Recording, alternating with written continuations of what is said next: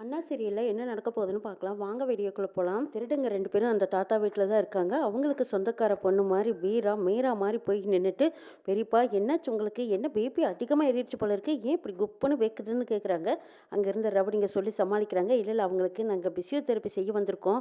அதனால செஞ்சா அவங்களுக்கு அப்படிதானே வேக்கும்." அப்படிங்கிறாங்க. "ஓ! அப்படியா? பெரியப்பாவுக்கு பிபி அதிகமா இருக்கு. அதனால நான் போய் சீக்கிரமா வெந்தெண்ணெய் வச்சு எடுத்துட்டு வரேன். மாத்திரை சாப்பிட்டா சரியா போயிடுங்கிறாங்க." வீரா, "ஓ! அப்படியா? சரிம்மா சீக்கிரம் எடுத்துட்டு வா" அப்படின்னு சொல்லி ரவுடிங்க அனுப்பி வைக்கிறாங்க. சரின்ட்டு மீரா ரூம்குள்ள போறாங்க. கிச்சனுக்கு போனதும் அங்க வெந்தண்ணிய நல்லா ஒரு குண்டா கொதிக்க வச்சுக்கிட்டு இருக்கிறாங்க. "என்னம்மா இன்னுமா கொதிக்க வைக்கிற? சீக்கிரம் வா வா" அப்படின்னு ரவுடிங்க கூப்பிடவும், "இதோ வந்துட்டேன். உங்க 4 பேத்துக்கும் டீயும் சேர்த்து போட்டுட்டு வந்துரட்டுமா?" அப்படின்னு கேட்குறாங்க. அந்த வீட்டு அம்மா சொல்றாங்க, "அதெல்லாம் ஒண்ணும் வேண்டாம்மா. நீ வெந்தண்ணி மட்டும் சீக்கிரம் வச்சுட்டு வா" அப்படின்னு சொல்லும்போது, வெந்தண்ணி கொதிக்கிறதுக்குள்ளேயா சீக்கிரம் முத்துப்பாண்டிக்கு ஃபோனு மெசேஜ் அனுப்பிச்சிடுறாங்க வீரா. முத்துப்பாண்டி, கான்ஸ்டபிள் இவங்க எல்லாரும் வீட்டுக்கு பின்புறமா 4 பேரும் வந்து ரவுண்டு கட்டிட்டு இருக்காங்க. இங்க எசக்கி, "இல்ல என் மாமா வந்தே தீரணும். வந்து அந்த செயின கொண்டு வந்தா தான் நான் சாப்பிடுவேன், தண்ணி குடிப்பேன்னு" சொல்லிட்டு இருக்கிறாங்க. இங்க சவுந்தரபாண்டி ரொம்ப கேலியும் கிண்டலுமா பேசிட்டு இருக்காங்க. "ஆமா, உன் மாமன் பெரிய சூரம் பாத்தியா? பறந்தடிச்சு போய் அந்த ரவுடிங்கள அடிச்சு நொறுக்கி கொண்டு வந்து உன்னோட செயின குடுக்க போறான்" அப்படின்னு கேட்கவும், "ஆமா கண்டிப்பா என் மாமன் அந்த செயின கொண்டு வருங்கிறாங்க." எசக்கி, "ஏங்க வாயும் வயிறும் இருக்கிறவ ஏதோ ஆசையோட இருக்கா. அவளுக்கு இப்படியா பதில் சொல்லுவீங்க? வாயை வச்சுக்கிட்டு சும்மாவே இருக்க மாட்டீங்களான்னு" திட்டுறாங்க பாக்கியம். வீரா வெந்தண்ணிய நல்லா கொதிக்க வச்சு காய்ச்சி எடுத்துக்கிட்டு முத்துப்பாண்டிக்கு மெசேஜ் அனுப்பிச்சுட்டே இருக்கிறாங்க. "மாமா எல்லாம் ரெடியா இருக்கு. நீங்க வந்தீங்கன்னா சரியா இருக்குங்கிறாங்க." முத்துப்பாண்டியும் வாசலுக்கு வெளியவே நின்னுக்கிட்டு, "சரி வீரா, நான் இப்ப வந்துடுறேன்" அப்படின்னு முன்னாடி நிக்கிறாங்க. வீரா தந்திரமா ஒரு குண்டா தண்ணிய காய்ச்சி எடுத்துட்டு வந்து, "பெரியப்பா மாத்திரைய எங்க வச்சிருக்கீங்க? பழைய மாத்திரையெல்லாம் வேணும்ல? அந்த பழைய மாத்திரைய எடுத்து கொடுங்க. நீங்க வேற புதுசா மாத்திரை போட்டுக்கலாம்னு" சொல்லிட்டு இருக்கும்போது, அந்த பெரியவரும், "சரிம்மா இதோ அங்க அலமாரியில தான் இருக்கு. நான் போய் எடுத்துட்டு வரேங்கிறாங்க."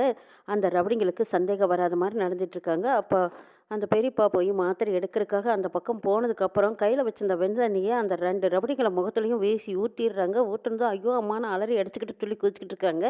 கரெக்டாக அவங்க சத்தம் கேட்டதும் முத்துப்பாண்டியும் கதவை திறந்துக்கிட்டு வந்து அந்த ரவுடிங்களை பிடிச்சு அடி அடின்னு அடிச்சுக்கிட்டு இருக்காங்க. "ஏய், எங்கடா நகையெல்லாம் எங்கடா?" அப்படின்னு கேட்கவும், "அதுவும் அந்த பையில தான் இருக்கு. அந்த பையை எடுக்கமா" அப்படின்னு சொல்றாங்க. அந்த அம்மா கொடுக்குறாங்க. அதை அப்படியே திருப்பி கொட்டுறாங்களாக்கோ, அவ்வளவு நகை இருக்குது. "இதை பாருங்க, ஊர் நகையே எல்லாம் எவ்வளவு திருடி வச்சிருக்கானுங்கன்னு" சொல்லி கான்ஸ்டபிள் எடுத்து கொடுக்குறாங்க. மறுபடியும் அந்த ரவுடிங்களை அடி அடின்னு அடிச்சு அரெஸ்ட் பண்ணி கூட்டிட்டு போறாங்க. பெரியவர் போலீஸ்க்கு நன்றி சொல்றாங்க. "இது எல்லாத்துக்கும் காரணம் இங்க நிக்கிறாளே வீரா. இந்த பொண்ணு தான் சாமர்த்தியமா உங்களை காப்பாத்திருக்கா. நன்றி சொல்றதா இருந்தா இந்த பொண்ணுக்கு நன்றி சொல்லுங்கன்னு" சொல்றாங்க முத்துப்பாண்டி. பெரியவங்களும் அந்த அம்மாவும் 2 பேரும் சேர்ந்து வீராவுக்கு நன்றி சொல்றாங்க. கான்ஸ்டபிள் வீராவுக்கு வாழ்த்து சொல்றாங்க. நகையோட வீட்டுக்கு திரும்பி வர்றாங்க. நகை வந்ததா வரலையான்னு எசக்கிக்கு ஒரே குழப்பமா இருக்கு. அமைதியா வந்து நிக்கிறாங்க முத்துப்பாண்டி. "என்ன மாமா எதுவும் பேசாம அமைதியா இருக்கீங்க? நிச்சயமா அந்த நகையை எடுத்துட்டு வந்துட்டீங்கல்ல? அவனுகிட்ட இருந்து நம்ம வாங்கிட்டோமல்லன்னு" கேட்குறாங்க எஸ்கே. "ஆமா, உன் மாமன் பெரிய நரசிம்ம தூணை உடச்சிக்கிட்டு வந்த மாதிரி அந்த ரவுடிங்களை உடச்செறிஞ்சிட்டு அவனுகிட்ட இருந்த நகையை திருப்பி வாங்கிட்டு வந்திருப்பான் பாரு" அப்படின்னு சவுந்தரபாண்டி ஒரு பக்கம் கேலியும் கிண்டலமா பேசிட்டு இருக்காங்க. "இல்லை, நிச்சயமா என் மாமன் அந்த நகையோட தான் வந்திருக்கோம்" அப்படின்னு சொல்றாங்க. எதுவும் பேசாம அமைதியா நிக்கிறாங்க முத்துப்பாண்டி. இதை பார்த்து அங்க இருந்த எல்லாருமே, "நகை கிடைக்கல போல இருக்கு, ஏமாந்து வந்திருக்கானே முத்துப்பாண்டின்னு" வாத்திட்டு இருக்காங்க. முத்துப்பாண்டி என்னதான் எல்லாரும் பேசுறாங்களோ பேசட்டும்னு பார்த்துக்கிட்டே இருந்துட்டு, "ஏய் எசிக்கி, நகை இல்லாம நான் வருவேனா? என் நகையோட வந்திருக்கிறோம் பாருன்னு" சொல்லி முத்துப்பாண்டி கையில இருந்த நகையை எடுத்து காட்டுறாங்க. அதை பார்த்ததும் எசிக்கிக்கு அவ்வளவு சந்தோஷம். "எப்படி மாமா அந்த திருடனை பிடிச்சிங்க? அவனுகிட்ட இருந்து எப்படி நகையை வாங்குனீங்க? ஒருவேளை என்னை ஏமாத்துறதுக்காக நீங்க வேற நகையை வாங்கிட்டு வந்தீங்களான்னு" கேட்குறாங்க. "இல்லை எசிக்கி, உனக்கு நம்பிக்கையே இல்லையா? அவனுங்க இந்த நகை மட்டும் இல்லை, இதோட சேர்த்து 250 பவுன் நகையை கொள்ளையடிச்சிருக்கிறானுங்க கொள்ளக்கோஷ்டிக்காரனுங்க. கொள்ளக்கோஷ்டி கும்பலை பிடிச்சதுக்கு காரணமே உங்க அக்கா எசிக்கி தான். இதுக்கு நம்ம ஸ்டேஷன்ல கண்டிப்பா எனக்கு பாராட்டு விழா கிடைச்சாலும் கிடைக்குங்கிறாங்க முத்துப்பாண்டி. "இது எல்லாத்துக்கும் காரணம் உங்க அக்கா எசிக்கி தான்" அப்படின்னு பெருமையா சொல்லிட்டு இருக்கிறாங்க முத்துப்பாண்டி. "எல்லாத்துக்கும் காரணம் வீரா தான். வீராவுக்கும் கண்டிப்பா அவார்டு கிடைக்குங்கிறாங்க முத்துப்பாண்டி." "சரி சரி, இதையவே பேசிட்டு இருந்தா எப்படி? இந்த செயினை என் கழுத்துல போட்டு விடு. இந்தா போட்டு விட மாட்டியா?" அப்படின்னு சொல்லி முத்துப்பாண்டி எஸ்கி கையில அந்த செயினை கொடுக்குறாங்க. எசக்கி முத்துப்பாண்டி கழுத்துல செயினை போட்டு சந்தோஷப்படுறாங்க. இதையெல்லாம் பார்த்துக்கிட்டு இருந்து எல்லாருமே சந்தோஷத்துல இருக்காங்க. அப்ப சொல்றாங்க, "இதை பாரு வீரா, செயினை கண்டுபிடிக்கிறதுக்கு நீயும் ஒரு காரணம். அதுக்கு வாழ்த்துக்கள்" சொல்றாங்க முத்துப்பாண்டி. "மாமா நீங்க இல்லைன்னா நான் எப்படி படிச்சிருப்பேன்? உங்களுக்கும் என்னோட வாழ்த்துக்கள்ங்கிறாங்க வீரா. இப்படி ஒருத்தர் மாத்தி ஒருத்தர் அவங்களுக்குள்ள வாழ்த்துக்கள் சொல்லிட்டு இருக்கும்போது பாக்கியம் அவங்களோட ஆசையை சொல்றாங்க. "இதை பாருல வீரா, அதுக்கு தான் சொல்றேன், நீ சிவபாலனையே கட்டிக்கிட்டு இந்த வீட்டுக்கு எனக்கு மருமகளாவே வந்துடு. மாமனுக்கு நீ ஒத்தாசையா இருக்கலாமலன்னு" சொல்லிட்டு இருக்கும்போது அங்க சவுந்தரபாண்டி சரியான கோவத்துல, "அடைச்சி வாய மூடு. ஒரு பிரச்சனை தீர்ந்ததுன்னு பார்த்தா இன்னொரு பிரச்சனை புதுசா ஆரம்பிக்கிறியா நீ? சரி, எப்படி சொன்னாலும் வாய மூடுன்னு என்னைய சொல்ல போறீங்க. என்னமோ பண்ணுங்கன்னு" சொல்லிட்டு அங்கிருந்து சவுந்தரபாண்டி போயிடுறாங்க.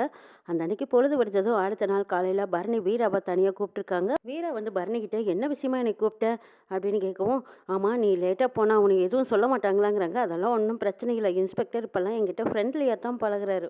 வீரா வந்ததும் டீ சொல்கிறாங்க. 2 பேரும் டீ சாப்பிட்டுக்கிட்டே, "சொல்லுடி, என்ன விஷயமா என்கிட்ட பேசுறதுக்கு வர சொன்னேன்னு?" கேட்குறாங்க வீரா.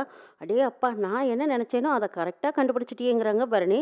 "ஆமாம்மா, எனக்கு அது கூட தெரியாதா என்ன? வீட்டில் வச்சு பேச முடியாத விஷயத்த நீ இங்கே வச்சு பேசலான்னு என்னை கூப்பிட்டுருக்குற, அப்படித்தானே?" அப்படின்னு வீரா கரெக்டாக கண்டுபிடிச்சி கேட்கவும், ஆமாங்கிறாங்க பரணி. இது எல்லாத்தையும் அமைதியாக வெளியில் நின்று உட்காந்து கேட்டுகிட்டே இருக்காங்க சண்முகம். நான் சொல்ல வந்த விஷயத்த கப்புன்னு பற்றிக்கிட்டேன். "சரி, உங்கள் அண்ணனை பற்றி நீ என்ன நினைக்கிறேன்னு?" கேட்குறாங்க பரணி. "எங்கள் அண்ணனை பற்றி நினைக்கிறதுக்கு என்ன இருக்குது? என் அண்ணனை பற்றி நான் என்ன நினைக்கிறேன்னு எல்லாத்துக்குமே தெரியுமே. அப்படி இருக்கும்போது என்னை மட்டும் தனியாக கூப்பிட்டு வந்து என்ன கேட்டுட்டு இருக்கிற நீ?" அப்படின்னு வீரா கேட்கவும், "ஆமாண்டி, உங்களை எல்லாம் மாற்றவே முடியாதுன்னு எனக்கு நல்லா தெரியும். சரி, உனக்குன்னு உங்கள் அண்ணனை பற்றி தனிப்பட்ட அபிப்பிராயம் ஏதாவது இருக்குமல்ல, அதையாவது சொல்லுன்னு?" கேட்குறாங்க பரணி. "அதெல்லாம் இப்போ சொல்ல வேண்டிய அவசியமே இல்லை. இப்போ நீ என்ன சொல்ல வந்தியோ அதை மட்டும் என்கிட்ட சொல்லுன்னு?" கேட்குறாங்க வீரா. "ஆமாண்டி, உங்கள் அண்ணனை பற்றி ஏதாவது வாய் தவறி தப்பு தவறாக சொல்லிட்டா கூட நீங்கள்லாம் பாஞ்சிருவீங்கன்னு எனக்கு நல்லாவே தெரியும். சரி, நான் விஷயத்துக்கு வர்றேங்கிறாங்க. "ஆமாம், விஷயத்துக்கு வா. உன்னோட தனிப்பட்ட அபிப்பிராயத்தையெல்லாம் எங்கள் அண்ணனை பற்றி நீ என்கிட்ட சொல்ல வேண்டாம். எங்கள் அண்ணன் எனக்கு எப்போவுமே வசதி தான். தப்பு தவறா எதுவும் பேசாமல் நீ பேச வந்த விஷயத்த மட்டும் பேசுன்னு" வீரா விளக்கமாக சொல்லிடுறாங்க. இதை கேட்ட பரணி, "ஆமாண்டி, பர்சனல் விஷயம், இதுவே அக்கறையாகவும் எடுத்துக்கலாம். உன் மேலே அக்கறைப்பட்டு தாண்டி நான் இந்த விஷயத்துக்கே வர்றேன்." "சரிடி, விஷயத்துக்கு வர்றேன். அந்த கௌதம்னா நேற்று மாதம் வரைக்கும் அவன் யாருன்னே தெரியாது. ஆனால் உங்கள் அண்ணன் திடீர்னு உன்கிட்டையும் கேட்காம மாமாக்கிட்டையும் கேட்காம டக்குன்னு உனக்கு கௌதம் தான் மாப்பிள்ளைன்னு முடிவு பண்ணிட்டானே, இது சரியாவா இருக்கு? இது சர்வாதிகாரமா இல்லையான்னு?" கேட்குறாங்க பரணி. "ஏய், இதுல என்னடி இருக்கு? எங்க அண்ணன் எது செஞ்சாலும் அது சரியா தான் இருக்குன்னு சொல்லிட்டு இருக்கிறாங்க வீரா. உன் மனசுல இருக்கிறத சொல்லுடி. உன் மனசுலயும் உனக்குன்னு ஒரு ஆசை இருக்குமல்ல. நானும் உன்னோட வயசை கடந்து வந்தவ தான். உனக்கு வரப்போற மாப்பிள்ளை இப்படி இருக்கணும், அப்படி இருக்கணும், உன்னோட கனவுகள் இருக்கும். இல்லாம இருக்கவெல்லாம் வாய்ப்பே இல்லை. சொல்லுடி, உன் மனசுல எப்படிப்பட்ட ஒரு கணவன் வரணும்னு நீ எதிர்பார்த்துருப்பியல்ல? நாம எல்லாரும் சின்ன வயசுலேருந்து ஒன்றா வளர்ந்துருக்கோம். வாடி போடின்னு சொல்லிக்கிற அளவுக்கு எல்லாரும் பேசி பழகியிருக்கோம். அப்படி இருக்கும்போது நீ என்கிட்ட இந்த விஷயத்த சொல்கிறதுனால என்ன சொல்லுன்னு?" கேட்குறாங்க பரணி. "உன்கிட்ட சொல்கிறதுக்கு என்ன? ரத்தனக்கா ஒரு மாதிரி. அதனோட படிப்பு, அதனோட திறமை வேறு. எசக்கியும் நம்ம வீட்டுக்குள்ளேயே வளர்ந்தா. அவளோட திறமையை சொல்லிக்கவே வேண்டாம். அவளும் ஒரு தனி திறமையோடு வளர்ந்தா." வீரா சொல்லிக்கிட்டே போகும்போது பரணி சொல்கிறாங்க, "ஆமாடி தாயே, கனி, மாமா இப்படி இவங்கள பற்றி எல்லாம் நீ சொல்ல வேண்டாம். உன்னை பற்றி மட்டும் சொல்லடி, அதை தான் நான் கேட்குறேங்கிறாங்க பரணி. சொல்ல தாண்டி நானும் வரேன். சின்ன வயசுலேருந்தே எந்த திரும்பினாலும் எங்கள் அண்ணனோட முகமும் எங்கள் அண்ணனோட எண்ணமாக தான் நான் இருப்பேன். என் அண்ணனோட பாசத்துக்கு முன்னாடி எதுவுமே பெருசு இல்லை பரணி. எங்கள் அண்ணன் தான் எனக்கு உலகம். அண்ணன் என்ன சொல்லுதோ அதுதான் என்னோட வாழ்க்கை. ஒருவேளை என் மனசுல யாரையாவது பார்த்து காதல்னு வந்துட்டா அது என் அண்ணனுக்கு செய்கிற நம்பிக்கை துரோகம். அப்படிப்பட்ட துரோகத்தை நான் செய்யறதும் ஒன்று, நான் சாகிறதும் ஒன்று. எங்கள் அண்ணன் பேச்சை என்றைக்குமே நான் மீற மாட்டேன். எங்கள் அண்ணனுக்கு என்ன பிடிக்குதோ, எங்கள் அண்ணன் எதை செய்யணும்னு நினைக்குதோ அதுதாண்டி எனக்கு முக்கியங்கிறாங்க வீரா. பரணி சொல்கிறாங்க, "அடையே அப்பா, இப்படி ஒரு அண்ணன் தங்கச்சியை பார்த்ததே இல்லடி. உன்னோட வாழ்க்கை தான் உங்கள் அண்ணன் வாழ்க்கைன்னு நீ நினைக்கிற. எங்கள் அண்ணன் என்ன முடிவு எடுக்குதோ அதுதான் என்னோட முடிவு. எங்கள் அண்ணன் யாரை கை நீட்டி கல்யாணம் பண்ணிக்க சொல்லுதோ அவங்கள தான் நான் கல்யாணம் பண்ணிக்க போறேன்னு" சொல்லிடுறாங்க வீரா. "பாவி, உனக்குன்னு விருப்பம், காதல், ஆசை, பாசம் இதெல்லாம் எதுவுமே இல்லையான்னு?" பரணி கேட்குறாங்க. "எல்லாமே எங்கள் அண்ணன் தான் சொல்லிக்கிட்டு இருக்கிறேன். அதுக்கப்புறம் எனக்கு தனிப்பட்ட விருப்பமெல்லாம் எதுவுமே கிடையாதுடின்னு" சொல்லிடுறாங்க வீரா. "நான் இன்னைக்கு இந்த நிலைமையிலையும் இந்த இடத்துல உட்காந்துருக்கேன்னா அதுக்கு எங்கள் அண்ணன் தோள் மேலே தூக்கி போட்ட